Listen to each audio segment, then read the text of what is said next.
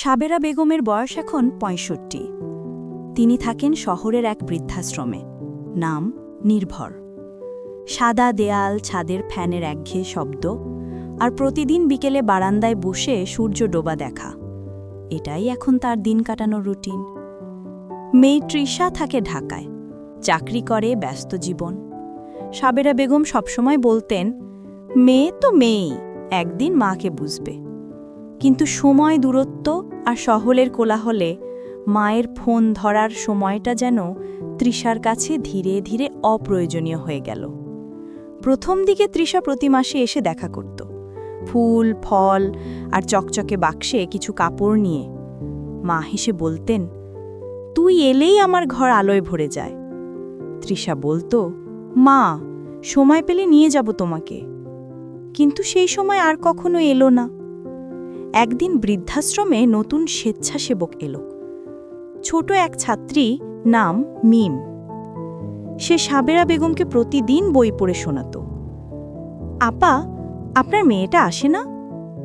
সাবেরা হেসে বলতেন, আসে তো, মনে মনে আসে, প্রতিদিন আসে।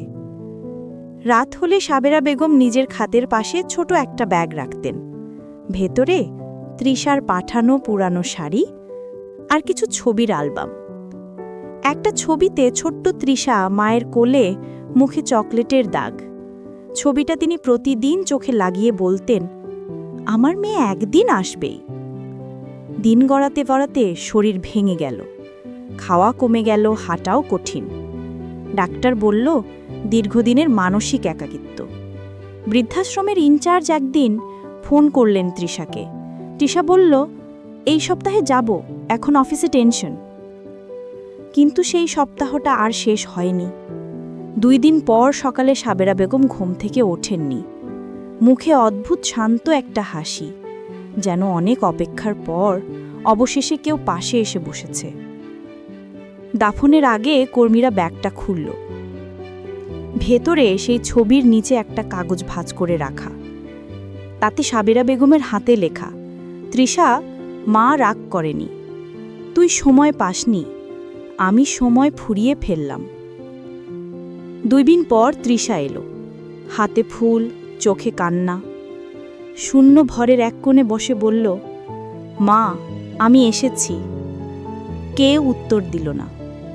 শুধু খোলা জানালায় বাতাস এসে পুরনো পর্দা দুলে উঠল, যেন মৃদুস্বরে বলছে, এতদিন পরে।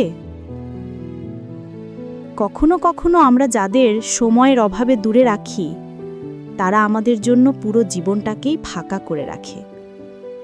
স্টোরি টেলার টিমের পক্ষে তোমাদের সাথে ছিলাম আমি, আদিবা তাসমিম অনন্যা। গল্পটি কেমন লাগলো কমেন্টে লিখো।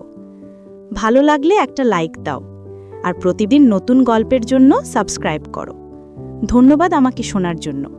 ভালো থেকো সবসময়।